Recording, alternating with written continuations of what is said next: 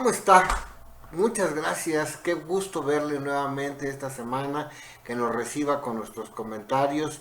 Pues este es el alimento del periodista, el 60% la satisfacción de llegar a usted y el 40% el sueldo que podamos percibir. Y precisamente hoy le quiero hablar sobre nosotros, los periodistas, los que nos cuidan y de un problema muy grave que es el de la subcontratación que existe en la radio y televisión pública en México. Los reporteros no tienen seguro social, no tienen derecho a un fondo de vivienda, no solamente los reporteros, estamos hablando de todo un equipo de editores, camarógrafos, productores, pero bueno, pues ya no le doy más prolegómenos y vamos al tema. En el principio, López Obrador anunció que iniciaría la sección ¿Quién es quién en las mentiras? Y los periodistas no vimos que esto era bueno, era buenísimo. Pues ha quedado de manifiesto que sin la participación del periodismo libre solo queda lugar para un Estado fallido.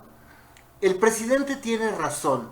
Escudados en el periodismo, muchas de las personas que tienen espacios en los medios informativos se dedican a la gacetilla, que es como se le llamaba a los anuncios pagados que se hacían pasar como noticia.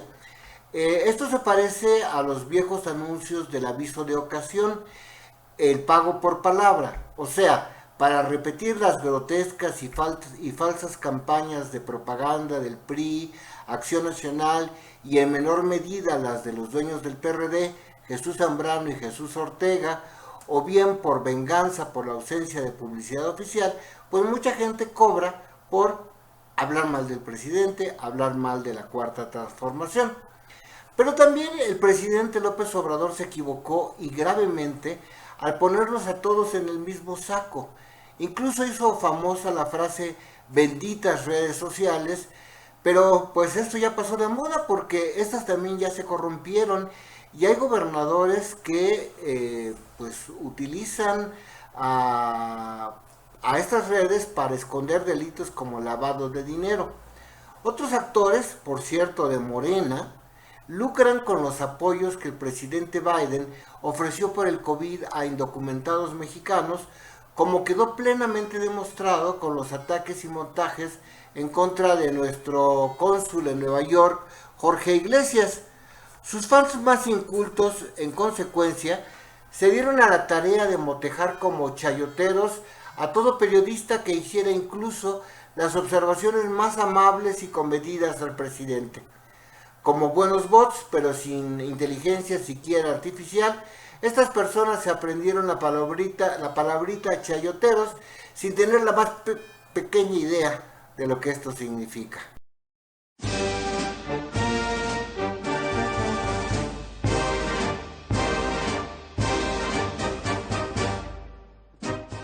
Mire, la realidad es que en su afán de ahorro y protección a la sociedad que más lo necesita, el gobierno de la Cuarta Transformación se olvidó de un pequeño gran detalle. Sin periodismo libre ni se hacen las revoluciones, ni se politiza la sociedad, ni se la informa, y por lo tanto se fomenta el subdesarrollo.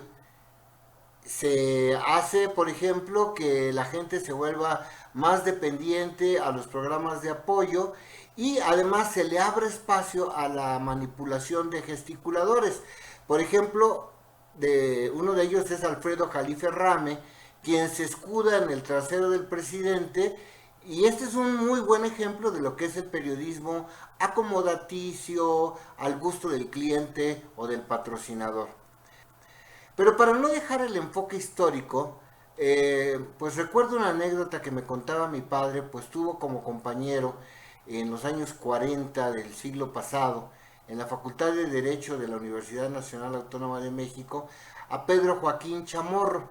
Este estudiante nicaragüense era monotemático en sus conversaciones, de lo único que hablaba con sus compañeros era que iba a regresar a su país, Nicaragua, para hacer la revolución.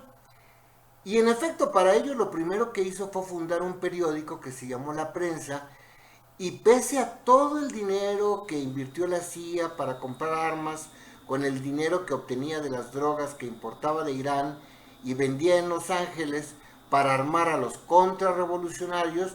De todas maneras, la revolución triunfó. Usted lo recuerda porque la historia habla de este suceso con el nombre de Operación Irán Contras.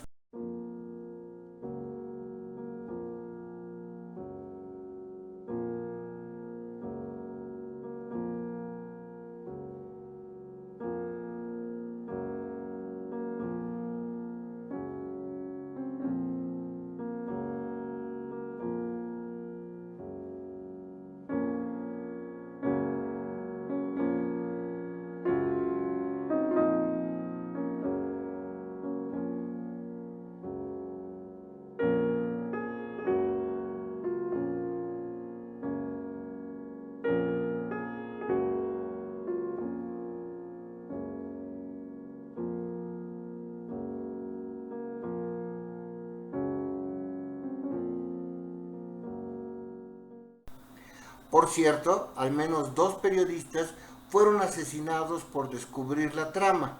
Uno de ellos fue el mexicano Manuel Buendía y otro el estadounidense Gary Webb. Menos mal, el estadounidense pudo disfrutar antes de ser suicidado de 2 balazos en la cabeza el reconocimiento máximo que se le puede dar a un periodista en el mundo, el premio Pulitzer. De todas maneras, pues es una tragedia su asesinato. Sin embargo, bueno, la información que proporcionó también quedó para la historia. Bueno, continuando, el asesinato de periodistas en México es a la fecha uno de los de mayor alta tasa a nivel mundial, un promedio de 2 cada mes. Esto es solo una muestra de la indefensión en la que nos encontramos quienes nos dedicamos a la comunicación. En tiempos del PRI, por ejemplo, además de que había menos asesinatos de periodistas, bueno, al menos antes de Carlos Salinas de Gortari, parte de los beneficios de ser reportero era que el gobierno proporcionaba a los periodistas programas de vivienda popular. Aún así, más de la mitad del gremio no quiso o no pudo o por cualquier razón no aprovechó esta situación, y de estos una buena parte, al llegar a la edad de adulto mayor, pues se divorciaron, quedaron sin familia y hoy enfermos, algunos ya muy ancianos, sobreviven en una situación muy precaria, algunos de ellos bajo el auspicio del Club de Periodistas en Filomeno Mata. Justo es decir que para muchos el chayo resultaba tan vergonzoso que en lugar de acudir al psicólogo se lo gastaban bebiendo. Parece que fue el mismo Buendía quien dijo que un periodista sin aliento alcohólico era como una flor sin aroma. Y bueno, creo que vale la pena que les recuerde a quienes nos ven por primera vez o no lo sepan, que el chayo se le llama así por ser un fruto muy espinoso, muy vergonzoso pues de recibirlo, pero que una vez que se le quita la cáscara ya resulta muy dulce. Por eso se le llama así a esta fórmula para corromper a los periodistas. Bueno, pero había otras razones además de la vergüenza para que muchos periodistas incurrieran en el alcoholismo. Muchos éramos contratados por honorarios, sin seguro social, y entonces a la fecha no tenemos derecho a una pensión de retiro. Por otra parte, con jornadas de trabajo de 14 horas al día o más, pues muchas veces las esposas y esposos de los periodistas no nos aguantan, y por esto el divorcio es uno de los más altos entre todas las profesiones que usted pueda imaginar, abogados, quizá comparable con los doctores y muchas otras.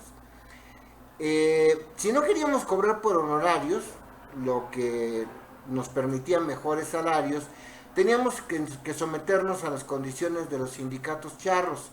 Entre ellos ocupaba el primerísimo lugar el de la cadena de los Soles, una cadena de periódicos que adquirió con dinero que le dio el presidente Luis Echeverría, Mario Vázquez Raña. Y le doy 2 ejemplos. Los reporteros nuevos que trabajábamos en el Sol de México, lo hacíamos 7 días a la semana, pero solo nos pagaban 6. O sea, no solamente no nos pagaban el 7º día como dice la ley, o mejor dicho, lo pagaban, pero se lo quedaba el sindicato. Nosotros trabajábamos 7 días, nos pagaban 6 y la séptima parte era para el sindicato. Eso era mucho más caro que el diezmo, ¿no? Bueno, si acaso, también bueno, antes recuerdo que Rafael Loret de Mola, hijo de Carlos, el exgobernador de Yucatán, y papá de Carlos, el de Latinos, quien fue mi director en la agencia Lemus, fue contratado para encabezar uno de los periódicos de la cadena de los Soles. Cuando preguntó qué sueldo le asignarían, le respondieron que para qué se preocupaba por eso. Llegando le dijeron a ese estado, el gobernador se va a encargar de mandarle un coche, chofer y asignarle una casa para que viva dignamente. Si acaso el gobernador se negaba al chantaje, bueno, pues le hablaban al presidente Echeverría para que tirara a esta persona de la silla o simplemente pues empezaban a hablar todos los horrores reales o inventados del gobernador para obligarlo a pagarles pues publicidad y los gastos de su director en la plaza. Haga de cuenta, sí, la plaza, pues igualito que como operan los narcos. Por esto es que Abel Quesada dibujaba a los periodistas como sujetos famélicos sostenidos por cuerdas en una posición muy incómoda. Porque los periodistas siempre hemos sido la parte débil, aunque se nos llame cuarto poder, y más en México, donde los salarios son ínfimos o inexistentes. Hoy que tanto se ataca justificadamente desde el gobierno al outsourcing, y ahora quiero decirle, mejor hablemos en español, pues también esa es una obligación de los periodistas y los anglicismos no son necesarios, la subcontratación en el sistema de radiodifusión pública que dirige Genaro Villamil es la norma y no la excepción. Nuestro admirado Homo Zapping, como él mismo afirma en sus videos, ha sido incapaz de exigirle al presidente López Obrador las condiciones más elementales, las que establece el artículo 123 de la Constitución Política de los Estados Unidos Mexicanos a todos los trabajadores. Porque, bueno, no se sorprenda, los periodistas también somos trabajadores, también comemos, tenemos necesidad de vivienda, y si no fuera a pedir que nos paguen por nuestro trabajo, lo que sea. No solamente tenemos que financiar nuestro internet, transporte, la ropa que usamos, con otros ingresos que no obtenemos como periodistas, sino comúnmente como maestros, correctores de estilo, asesores de tesis o la venta de nuestros libros.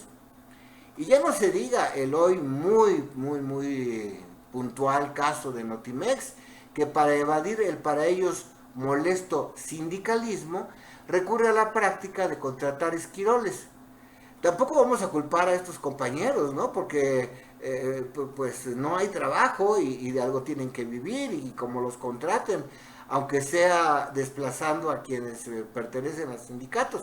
Además, estos trabajadores, en el caso preciso de Notimex, según nos han reportado algunos compañeros, la están pasando muy mal.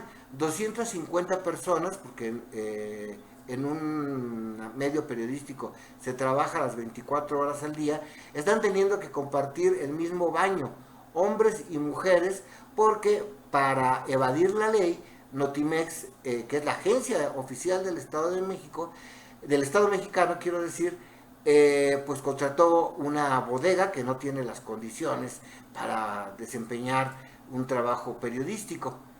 Pero en este tema sí quisiéramos hacer un pequeño paréntesis para reconocer al Canal 21. Este es administrado por el gobierno de la Ciudad de México y quizás sea la única señal del planeta de una televisora pública en que los conductores de noticieros van vestidos apenas con una camiseta. Y es que a pesar de eso, de la pobreza y que no cuentan con lo que otros medios, ellos hacen noticieros muy buenos, con muy poco presupuesto e incluso programas especiales. Por ejemplo, recientemente hicieron uno sobre las atrocidades de Isabel Miranda de Wallace. Esto hace que debamos, entre pares, ya que pues en el gobierno no lo hacen, que nosotros tengamos que reconocer y manifestar nuestra admiración y respeto a estos colegas Pero también le hacemos un llamado a Claudia Sheinbaum, la jefa de gobierno de la Ciudad de México, para que invierta más en la producción de este canal. No solo es una inversión social, sino que le va a dar réditos políticos. Y mire, no cuesta caro, le vamos a dar un consejo gratis. El gobierno de la Ciudad de México podría invertir 1,000 pesos mensuales en una campaña de internet para promocionar los contenidos del Canal 21 y que la gente lo vea, porque tampoco vale la pena hacer un gran esfuerzo con muy poco dinero para hacer programas de investigación tan interesantes y que ni siquiera tengamos una forma de ver en un anuncio qué es lo que está haciendo el canal oficial. Y bueno, finalmente, ¿por qué será que quienes solicitan el apoyo del mecanismo de protección de defensores humanos y periodistas de la Secretaría de Gobernación resulta que son los más amedrentados, encarcelados e incluso asesinados?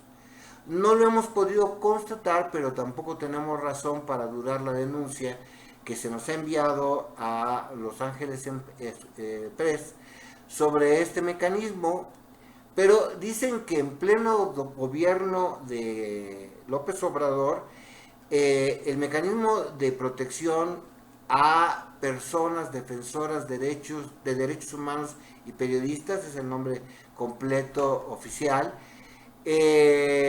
pues es controlado por familiares de Genaro García Luna.